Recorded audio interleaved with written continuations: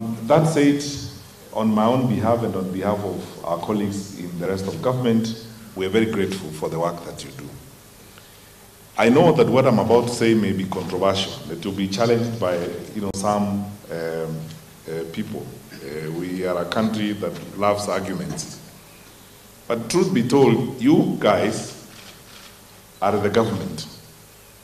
You regional commissioners and county commissioners, you chairs of regional and county security teams, you're the government. You're the people who run government at the grassroots level. And we depend on your efficiency and the way in which you move to do things for the smooth running and delivery of services that we have to deliver as government. And that is why the structure that we have arising from the decisions that were made by the President, and now the system that we have had, which works very well, where you chair the regional security committees and the county security committees, quite frankly, is serving us very well. It's unimaginable what we would do if we did not have this structure in place. And many of you have enabled us to keep a peaceful country, a coordinated government, and an environment where services are delivered to the people, which is critical. I want to thank you very sincerely. And over a period of time, before I came to this ministry, I only interacted with some of you during the national examinations period last year, other than those who are county commissioners in my home counties, and I didn't have a close working relationship with you, and I still admired you at a distance, because I always told people, and I believe it to be true, that you are the most organized part of government. Very methodical. Every time I arrived in a county and I met the county commissioner at CS Education, I got all the facts I needed on things that were happening in the county and how we would work forward. And I was very impressed. But now that I've had the occasion and the opportunity to work with you much more closely, I admire you even more. You are dedicated people, you are committed, you know your subject and you know your work. And this country is all the better because of the efforts that you put in your work. And on that note, therefore, I want to assure you that we will continue to support you as government.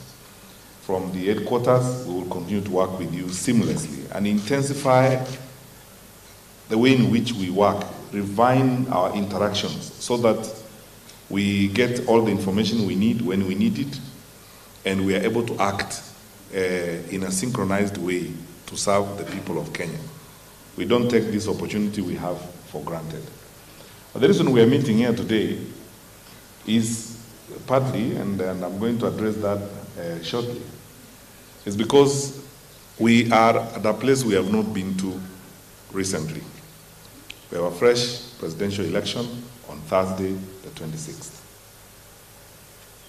You did not say that, I did not say that. The IEBC, which is mandated by the Constitution under Article 88, gazetted the date of 26th October as the date for a fresh presidential election. They were prompted to do so by the decision of the Supreme Court on 1st of September, that we will hold a fresh presidential election under Article 140 within 60 days. IEBC is obeying a court order, and we are lining ourselves up to support IEBC to implement that court order and to, of course, implement the mandate. We don't conduct elections. Elections are conducted by IEBC. Our role as national government, or the Ministry of Interior as a whole, is to facilitate, or the security sector, as you may prefer to call us, to encompass and include everyone in our sector. Our role is to facilitate the IEBC to conduct the election. You've heard it from the Inspector General of Police. We have made all the plans necessary to ensure that we secure the country, and we facilitate the IEBC to conduct a successful election. That is our mandate, and that is our job, and we will do it without fear or favor. The question is, we don't have some of the luxury that some people in this environment have, the luxury that politicians have to say whatever they please, to behave as they please sometimes, and there are certain things they say that we cannot say ourselves. Our responsibility as security sector is to ensure the country is secure, we support the IBC to conduct the elections. I can tell you here, IBC met with the National Security Advisory Committee last week and presented to the National Security Advisory Committee their needs, their security needs. And we are ready from the planning of the National Police Service, our own planning, the Ministry of Interior, we are ready to provide what they requested us to provide so that they can conduct a successful presidential election.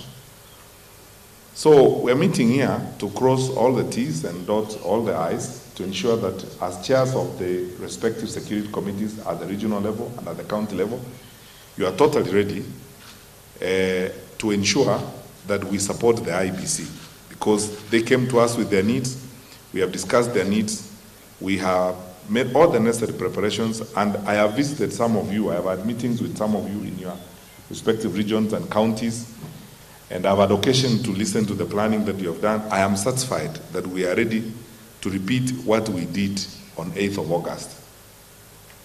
And many people will say many things, but credit is due to you for the support you gave the IBC, and that's how we ended up with a very peaceful election on 8th of August. So I'm asking you colleagues again, that let us do it again on Thursday. Let's support the IBC to ensure that they conduct another peaceful election. I am concerned about something which I believe you too are, and then I will say to you very candidly as a citizen of this country that I'm concerned about an emerging culture in our country of attempting to either attack institutions or engender the politics of anarchy, deinstitutionalization, where you don't respect institutions. There is not a single part of our constitution that has been abrogated. We have not abandoned any of our laws. They are all in place. The Public Order Act was even amended in 2016 by Parliament. And what shocks me is that a lot of people say all these big things and they talk a lot of things, and yet the provisions of the Public Order Act are very clear. Those who even complain about it, you did not sit in Parliament to amend the Public Order Act. You did not sit there. We did not sit there. They enact the laws and they give them to us, and we have to live by those laws they give us. Some of those who are attempting now to subvert the institutions are the ones who enacted the Elections Offences Act. They understand the penal code. They understand that impeding officials of the IBC from conducting an election is an election offense. They know. They're smart people. They're not foolish people. They understand this. When we say, and I'm going to insist to you as chairs of security committees, that let us now operate very strictly within the law. If you look at the amendments of the Public Order Act, especially the amendments of 2016, they even actually prescribe the form that someone is supposed to fill before they can hold a public demonstration, before they can go out and picket, before they can go out and present a petition to a lawful authority. It's all there to say where the demonstration will happen or the picketing will happen, at what time, who will be involved. We did not write the law. We did not write the law. You, my colleagues, county commissioners, regional commissioners, you did not write the law. We didn't write it. It was written and passed. It was passed in Parliament. Some of those who now don't want to live by it are the ones who debated it. They are the ones who enacted it. Now, they cite Article 37 of the Constitution and say, oh, it allows you to picket, it allows you to do that. That's fine. But that same said Article 37 is very clear. It uses these words, peaceful and unarmed. Those words are in that article, Article 37 of the Constitution. They are there. But some of our leaders choose not to focus on that. We all need order in this society, and good order. And those of us who do not wish to live in an orderly way, the law again allows us and gives us a way in which we will persuade them to live in an orderly way. Peaceful demonstration, picketing, and all that is allowed by our constitution. But that same article that everyone quotes uses the words peaceful and unarmed. Those people you have been seeing carrying stones around.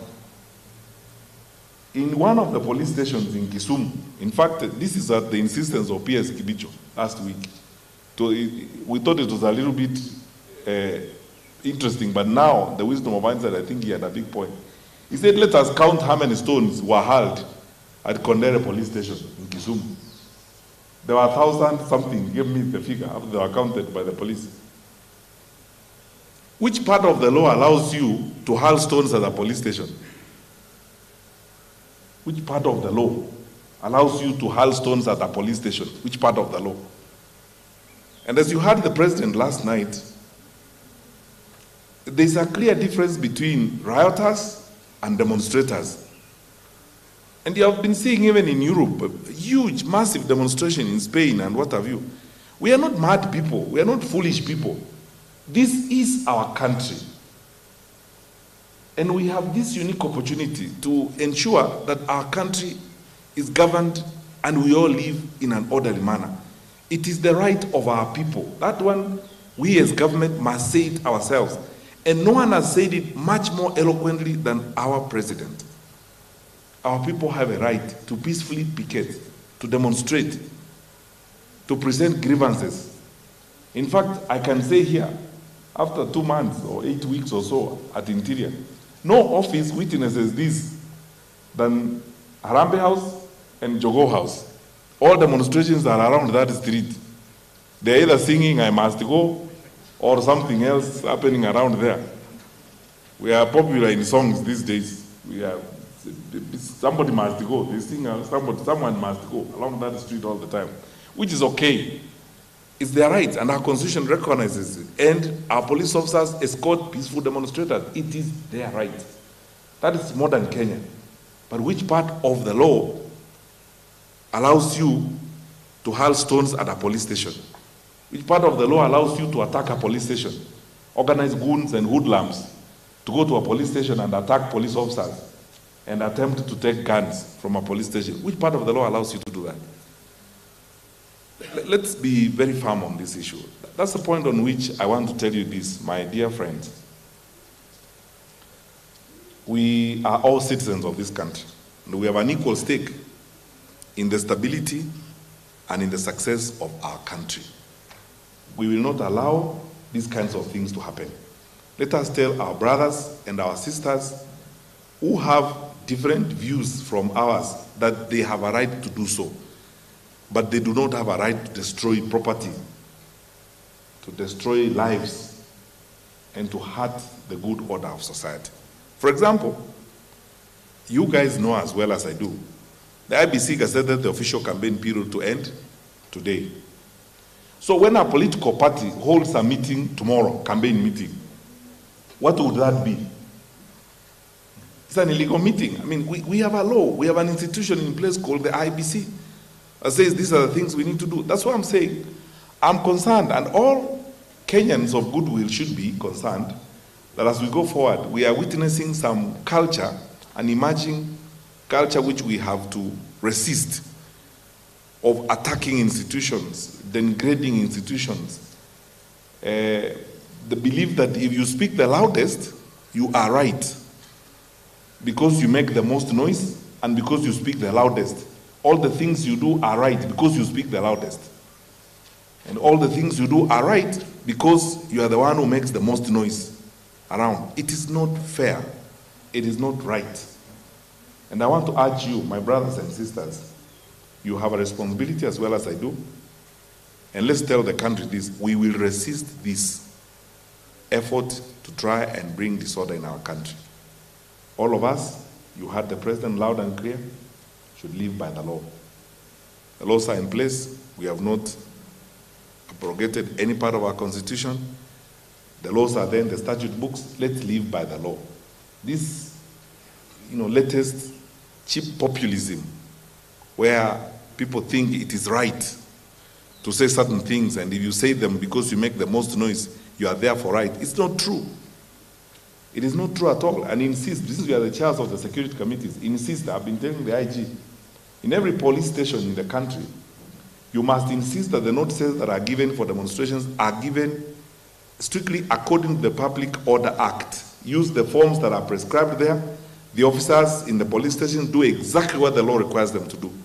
They must demand the information that the law requires them to demand according to the act. Because those who are not happy, I mean, they go to parliament. We don't. They can go there and amend the law. If they feel that that's something they do, and you cannot amend the law in the streets. You cannot amend the law by your own whim or decree, as it were. Before I conclude on this segment of information, I need to say this. We are ready, and I want to encourage you. We're very impressed by the work that you do. And I want to encourage you. We have your back from the ministry headquarters. We have your back. Be firm in ensuring that the law is followed. Adopt a very objective and straightforward attitude to sorting the things that we have to sort out. Bearing in mind, as we must, that we are at a place we have not been to before. Passions are fairly strained in the country right now. Emotions are running high. We also have a responsibility as leaders to keep our country together. Let's do the best we can. Use all the structures we have in place to bring about understanding and responsible behavior amongst our leaders, especially in the political class. Where you can, you have so many tools at your disposal. Your committees, one tool. The structures of administration across the board, chiefs, assistant chiefs, another tool. All the way to the village elders, all the way to the Nyumba Kumi. You have social groupings in your various areas of jurisdiction. Religious leaders, for example, respected community leaders. There's so many responsible people in our midst. Use all these efforts to bring about understanding and to bring about peace and ensure that our country remains completely peaceful as we go through the elections on Thursday. We've discussed several things with the Inspector General of Police and the conduct of the police and what we will do. I will not hesitate to tell you that let us exercise extreme restraint in what we do, knowing as we must at all times that our foremost responsibility is the safety and security of the people we lead. Let's ensure that our people are safe. And in cases where you can see some of our leaders who are doing what they are doing, let us even deepen direct engagement with some of our leaders. You are very powerful people as regional commissioners and county commissioners. You can call in the politicians in your areas of jurisdiction and talk to them as leaders and tell them, don't hurt the country. You need to be a leader. And if you want to be a leader, you need to have a people to lead tomorrow. If you have them dead today, what would you be leading tomorrow? So, to bring about a sense of understanding as we move forward, let's put all the tools at our disposal to bring about cohesion, understanding, respect for the rule of law, and to ensure that we go through these elections very peacefully. We'll do the rest we can on our part, support you, and I'm sure after we are done with this official meeting, the PS and the team from Harambee House will take time to address some of the details on how we will support you. But please, I came here to assure you that you can count on us. We have your back. Do the right thing. Let's all ensure that our country goes over this experience peacefully. Be firm, be very objective, but at the same time, nothing stops us as leaders from being loving. We should love the people we lead, even those who usually give us headaches. Let us love them enough to help them live differently and advise them. Maybe some of them need advice. And you have seen yourselves, some of our people, the political class, some people have gotten into leadership when they are not probably ready to hold the huge and enormous responsibilities they hold. Therefore, they cannot tame their tongues. They do not know that now that they are in leadership, their statements can actually burn the country. So let us then take up that responsibility of guiding our people effectively to ensure that we go through this very successfully. The rest of what I want to say has got to do with detailed operational issues, which I would not like to say here. And since the PS gave me permission, I think PS, I'm done with the official opening of this meeting. That is what the staff for the press. Let us now do in-house work. Thank you so much. And you understand this is security sector. I'm advised every day on what to say and what not to say. I don't want to start discussing operational issues with the cameras here. So please allow us, good people, to spend some time to talk about our own internal operations as security sector. And thank you very much.